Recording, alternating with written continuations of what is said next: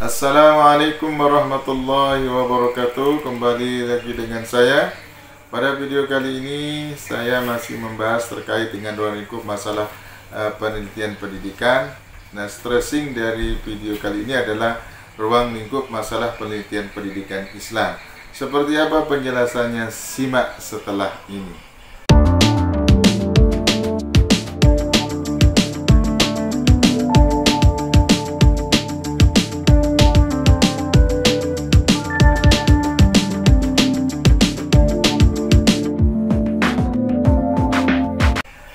Ruang lingkup masalah penelitian pendidikan Islam kita kenal yang pertama adalah pendidikan Islam sebagai mata pelajaran yang diberikan pada lembaga-lembaga pendidikan umum mulai tingkat sekolah dasar sampai pada perguruan tinggi. Nah, ini menjadi satu objek yang bisa kita jadikan penelitian pendidikan Islam itu sendiri. Bahwa mata pelajaran yang diberikan di sekolah umum itu kita kenal dengan pendidikan agama Islam. Tentu kebijakan-kebijakan terkait dengan pemberian materi pendidikan agama Islam di lembaga pendidikan umum itu juga perlu dikaji melalui proses riset. Bagaimana dampaknya, misalnya terkait dengan bagaimana dampak dari pelajaran pendidikan agama Islam atau PAI hanya yang diberikan hanya 3 jam dalam waktu seminggu. Apakah itu bisa merubah karakter siswa atau tidak? Fenomena yang kedua, misalnya di dalam pendidikan agama Islam itu kan komponen Al-Quran hadis, komponen sejarah, komponen akidah itu dijadikan satu mapel dalam bentuk pendidikan agama. Sementara kalau dalam lembaga pendidikan keislaman itu biasanya dipisah. Apakah dengan penggabungan penggabungan materi-materi Quran hadis, akidah akhlak, kemudian sejarah, fikih itu bisa menjadi efektif dalam proses penyampaiannya kepada siswa atau sebaliknya.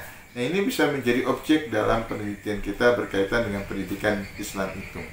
Kemudian juga berkaitan dengan pendidikan yang ada di pendidikan Islam, perguruan tinggi keislaman itu juga bisa menjadikan objek penelitian atau kebijakan mata kuliah pendidikan agama Islam di perguruan tinggi umum itu juga bisa menjadi objek penelitian kita dalam pendidikan Islam itu. Kemudian yang kedua, ruang lingkup masalah penelitian Islam yang kedua itu adalah pendidikan Islam sebagai lembaga pendidikan formal. Kita kenal di dalam pendidikan Islam itu ada namanya pendidikan formalnya, kemudian ada juga non formalnya, ada informalnya. Nah, lembaga-lembaga pendidikan formal keislaman itu kan bisa berkaitan dengan misalnya madrasah, kemudian pesantren, kemudian perguruan tinggi keagamaan, itu menjadi bagian terpenting dalam pendidikan keislaman yang bersifat formal. Ini bisa menjadi objek kajian kita di dalam penelitian pendidikan Islam. Kemudian juga berkaitan dengan pendidikan Islam sebagai kelembagaan yang kedua itu adalah pendidikan non formalnya, misalnya madrasah diniyahnya. Apakah madrasah diniyah itu punya kontribusi besar terhadap perubahan perilaku anak misalnya. Kemudian juga berkaitan dengan Rodatul Atfalnya, kemudian masjid, surau, dan lain sebagainya yang berkaitan dengan pendidikan non formal. Bagaimana peran masjid dalam membina karakter atau akhlak siswa di lingkungan masyarakat itu. Ini juga bisa menjadi satu objek penelitian kita dalam pendidikan Islam. Kemudian juga berkaitan dengan pendidikan Islam sebagai sebuah kelembagaan itu adalah informal. Informal itu berkaitan dengan berkaitan dengan pendidikan keluarga misalnya. Apakah pendidikan lingkungan keluarga itu punya peran yang besar dalam menanamkan karakter yang baik terhadap peserta didik? Atau pembiasan-pembiasan yang dilakukan di rumah itu punya imbas atau tidak di dalam proses merubah perilaku siswa ketika dia berada di sekolah.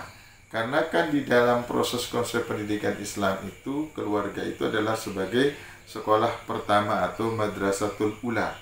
Bagaimana kemudian rumah atau keluarga membentuk karakter yang baik kepada siswanya, itu akan punya imbas terhadap perilaku anak ketika dia di lembaga pendidikan maupun di tengah masyarakat. Nah, ini bisa menjadi satu objek penelitian kita di dalam berkaitan dengan pendidikan Islam itu sebagai bentuk kelembagaan. Misalnya juga di lingkungan masyarakatnya, bagaimana peran masyarakat terhadap pembinaan akhlakul karimah atau pembinaan perilaku siswa yang ada di tengah masyarakat itu. Nah, kemudian yang ketiga, objek atau ruang lingkup masalah penelitian pendidikan Islam yang ketiga itu adalah pendidikan Islam sebagai sebuah sistem. Bahwa pendidikan Islam sebuah sistem itu berkaitan dengan bagaimana cakupan tujuan pendidikan Islam itu. Kemudian juga berkaitan dengan tenaga kependidikannya, berkaitan dengan peserta didiknya, berkaitan dengan lingkungan belajarnya, berkaitan dengan kurikulumnya, berkaitan juga dengan metode pembelajarannya, berkaitan dengan evaluasi pembelajarannya. Bahwa pendidikan Islam sebagai sistem itu berkaitan dengan hal yang tadi itu tidak boleh keluar dari konteks itu, maka hal-hal tersebut bisa dijadikan objek penelitian. Misalnya kita ingin melihat bagaimana kualitas guru di lembaga pendidikan Islam itu. Apakah guru-guru yang mengajar di lembaga-lembaga pendidikan itu atau mengajar di materi pendidikan agama, misalnya guru agama, itu kompeten atau tidak? Dia punya memenuhi kualifikasi atau tidak? Atau jangan-jangan dia tidak kompeten dan tidak memiliki kualifikasi sesuai dengan yang diharapkan. Maka pendidikan Islam sebagai sebuah sistem bisa menjadi objek dalam penelitian pendidikan Islam. Tinggal bagaimana kejelian, bagaimana kemauan, bagaimana kecerdasan seorang peneliti untuk bisa kemudian melihat fenomena-fenomena mana yang akan bisa diangkat dalam proses penelitian pendidikan Islam itu. Kemudian yang terakhir, ruang lingkup masalah penelitian pendidikan Islam yang terakhir itu adalah pendidikan Islam dalam konsep dan sejarahnya. Kajian konsep mencakup penelitian tentang konsep-konsep pendidikan. Misalnya ada konsep pendidikan menurut Imam Al-Ghazali, ada konsep pendidikan menurut pendidikan Islam menurut Az-Zarnuji misalnya. Itu juga bisa menjadi objek penelitian kita yang kita kenal nanti dengan pendekatan penelitian kepustakaan atau library research. Ini juga bisa kita menjadi angkat fenomena itu. Bagaimana konsep pendidikan menurut Al-Ghazali atau Imam Ghazali bisa dikaitkan dengan konteks zaman saat ini, apakah masih relevan atau tidak, atau kita bisa melakukan riset terkait dengan pendapat konsep pendidikan akhlak menurut kitab Ta'limul Muta'lim misalnya. Di situ sudah dijelaskan tentang adab, penuntut ilmu, adab terhadap ilmu, adab terhadap pengajar dan lain sebagainya. Apakah isi dari kitab Ta'limul Muta'lim itu masih relevan dengan kondisi zaman sekarang?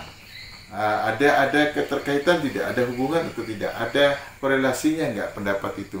Maka itu perlu kita lakukan riset itu. Kemudian juga berkaitan dengan bagaimana konsep Al-Quran tentang pendidikan, bagaimana konsep hadis tentang pendidikan, kemudian kajian sejarahnya berkaitan dengan sejarah pemikiran, sejarah pemikiran kelembagaan, sejarah pemikiran tentang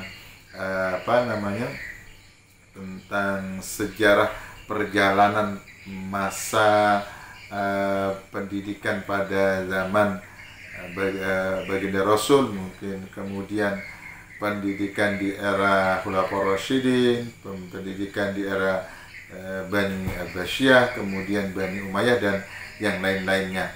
Nah, ini bisa menjadi satu objek dalam proses penelitian kita.